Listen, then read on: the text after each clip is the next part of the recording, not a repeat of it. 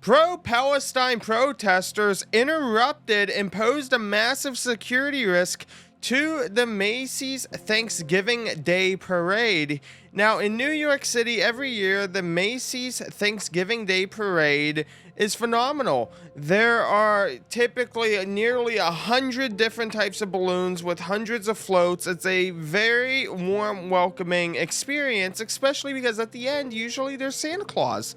Why? Because we are nearing on Christmas.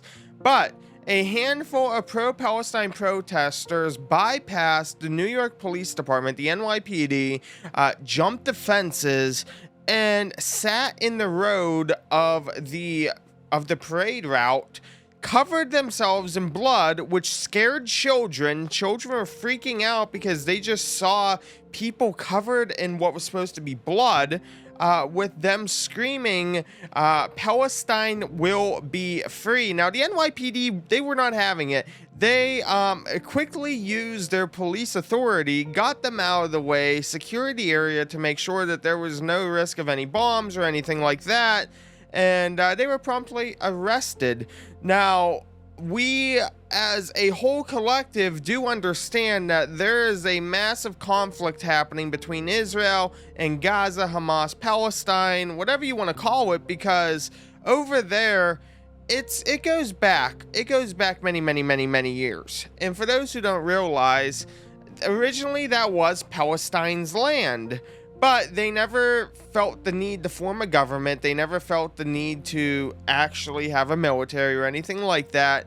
And in the 40s, when the Jewish came down from World War II, they allowed them in. Well, Israel was formed because the Jewish quickly realized they needed to form a government and stuff like that. And the Palestine people were stuck in their old ways of, we don't need a government. So the UN, by treaty, naturally sided with Israel because Israel at that time was an actual government, an actual country.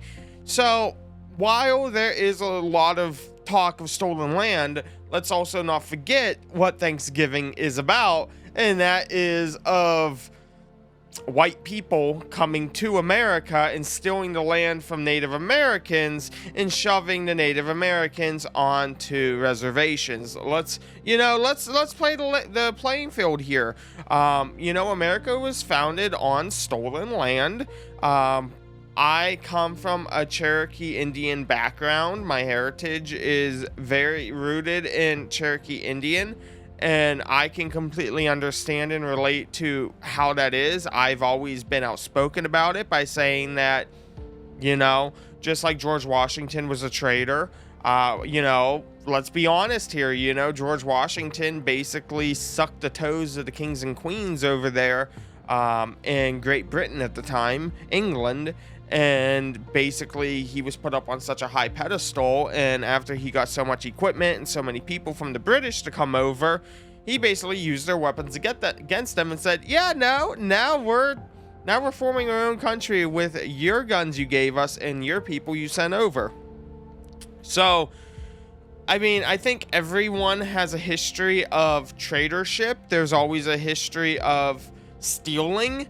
But to do this in front of what is a children's parade, I don't see that being okay in any way, shape, or form, because that there scarred probably thousands of kids, probably more than just a couple thousands of kids. I can't imagine that people would want their children seeing people covered in blood, their children. That's a big thing. Us as adults, that's one thing. We understand and relate to what's happening in the Middle East, but you don't involve children. You don't sit there and scare children, because how many children are going to be scared to go to a parade now thinking that's going to happen? When you're dealing with children less than 8 years old and they see something like that and a camera cuts to it very quickly, that's going to scare them. That's going to scar them.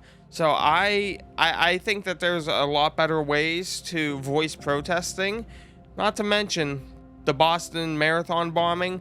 When you have people jumping fences and stuff like that, you don't know what immediately is going through the Joint Terrorism Task Force's mind, the police's mind? Were they thinking that there was going to be a possible, backpack full of a pressure cooker bomb, just like Boston? So you always have to think of what is actually happening, what could be happening, and I think that this was just a very poor taste.